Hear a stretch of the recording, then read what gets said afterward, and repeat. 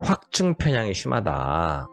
읽을 때 약간 본인 맘대로 받아들이는 분 입장에서는 이런 것을 좀 피하고 싶다 라는 질문인데요.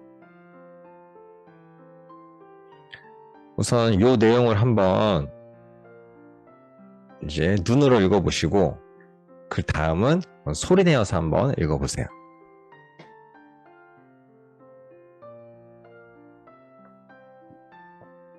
이게 신기하죠. 눈으로 읽으면 뭐 캠브리지 대학의 연구 결과 이렇게 다 이렇게 쭉쭉쭉 되는데 어떤 말인지 알겠는데 소리 내어 읽으면 캠브리지 대학의 연결 구가 이런 거. 학생들이랑 이걸 해봤는데 연결 구가에서 충격을 많이 받더라고요. 연구 결과라고 읽었는데 다시 보니까 연결 구가네요. 막 이런 것들. 그래서 요거를 단어 우월 효과라고 합니다.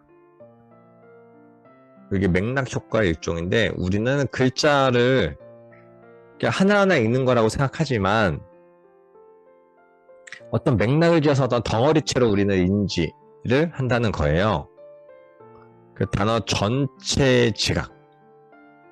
그래서 결국 우리가 눈으로는 한 글자씩 읽고 받아들이는 것 같지만 머릿속에서는 이미 덩어리로 의미 단위로 와닿는 거예요. 그래서 우리가 오독을 하기도 하고 같은 글을 읽고도 다른 생각을 하고 뭐 여러 가지 반응이 생기는 이유가 결국 우리는 이 덩어리 맥락 자체를 습득하기 때문인데 여기서 다양한 확증 편향 같은 오류들이 발생하기도 합니다.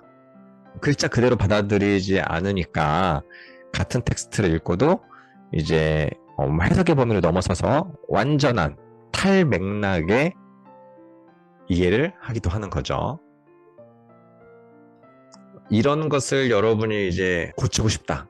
그 나름 신념이 너무 강하다거나 고집이 너무 세다거나 그래서 내가 글을 읽을 때나 다른 사람과 대화하거나 강의를 듣거나 이럴 때 방해가 된다 라고 생각하시는 분은 나름의 의도적인 노력을 조금 더 하셔야 돼요.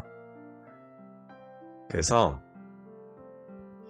우선 의도를 파악한다. 글을 쓴 사람의 의도가 있겠죠. 그 의도가 나랑 같을 수도 있고 약간 대립될 수도 있어요. 그럼에도 불구하고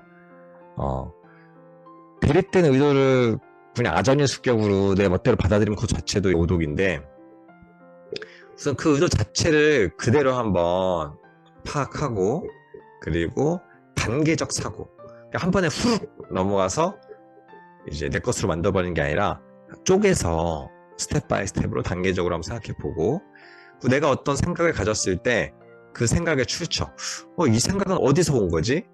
몇 페이지의 어느 문장에서 온 거지? 작가가 그런 주의자라는 생각을 내가 왜 하게 되었지? 그래서 내가 스스로를 이제 확인해 보는 거예요. 내 멋대로 내가 보고 싶은 대로 받아들인 것이 아닌가. 그래서 독서 모임 같은 거 하다 보면 이런 거잖아요 라고 했을 때 그런 부분이 어디 있어요? 막 서로 찾아보면 못 찾을 때가 있어요. 다른 데서 강의를 들었다거나 다른 사람과 헷갈렸다거나 내가 그냥 그럴 거라고 믿어버리는 것이 이제 거의 사실처럼 정해진 그런 경우가 꽤 있거든요. 그래서 저 모임할 때 보면은 가능한 경우에서는 그 내용이 책에 어디에 있는지 알려주시면 같이 보고 이야기를 나누면 좋을 것 같다. 이런 얘기를 해요. 이런 것들이 이런 출처를 확인하는데 이게 나름 텍스트 중심의 객관적 사고에 힘이 됩니다. 그리고 그 다음으로 크로스 체크.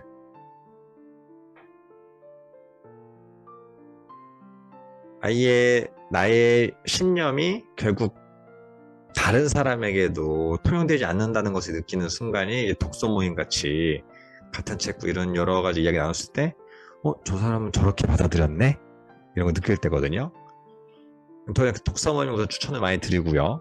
독서 모임이 아니더라도 같은 책을 읽고 쓴 다른 사람의 리뷰, 어떤 평론가 해석 이런 것들을 수시로 이제 맞닥뜨리다 보면 그 자체가 나에게는 새로운 입체적인 자극이 되기도 합니다. 되게 번거롭고 귀찮게 느껴질 수 있지만 나만의 세계에 갇혀 사는 것보다는 되게 신선한 자극이 되기도 해요. 그래서 독서 토론의 가장 큰 장점, 다양한 사람들의 시각을 볼 수 있다는 게 이런 요소입니다. 다음 단계적 사고는 별거 없습니다. 실제 유아 코딩 교육이나 이런 데서도 많이 수학적 사고, 과학적 사고 하는데도 활용이 되는 요소거든요. 우리는 이런 김밥 재료만 봐도 바로 머릿속에서 딱 잘 정리된 김밥이 만약에 막 이제 그려질 수가 있어요. 근데 과정으로 생각해보면 재료를 사고 펼치고 여기다가 이런 그림을 넣어서 이렇게 둘둘 말고 자르고 자른 다음에 여기다가 이런 통을 넣고 단계가 이제 촘촘히 나눠져 있는 건데 우리는 이것을 한 번에 쑥 딱 그냥 머릿속에서 통에 들어간 김밥이 딱 그려져 버리죠. 순서도 같은 식으로 예 아니요 뭐 김밥 쌌으니까 아닙니까 도시락통이 있습니까 없습니까 뭐 이런 걸로 막 단계적으로 쪼개면 이런 그림이 됩니다. 재료를 준비하고 이렇게 떡볶이 요리를 하고 떡볶이 완성되죠. 완성되고 나서 그거를 손님이 이제 파는 거죠. 이렇게 세부적으로 계속 쪼개서 생각하는 연습. 수박이 있으면 바로 주스가 되는 게 아니라 수박을 자르고 그리고 조각을 내고 그걸 바탕으로 또 이제 주스를 만들고 감이 있으면 감을 따고 감을 담고 이걸 다시 말려서 곶감을 만들고 이런 체계적인 사고를 함으로써 내가 한 번에 내 신념의 중심으로 확 꽂히는 사고를 나름의 이제 브레이크 요소로 밟는 겁니다. 그래서 아이들 이제 수업하거나 여러분들 뭐 청소년 문제집 같은 것도 보고 이러면 표면적 주제, 뭐 심층적 주제 이렇게 나누어서 정리되어 있기도 하거든요. 이것을 살짝 응용하면 객관적인 주제는 저자가 하고 싶은 말, 뭐 일반적으로 많은 사람들이 공통적으로 느낄 것 같은 주제, 주관적 주제는 여러분에게 꽂히는 거, 독자마다 꽂힐 수 있는 거. 특히 아이들 같은 경우는 막 제비 불쌍해서 막 울고 막 동물 이야기하고 이런 이야기가 그 아이의 시선에서는 꽂힌 거죠. 이건 되게 주관적인 부분인 거죠.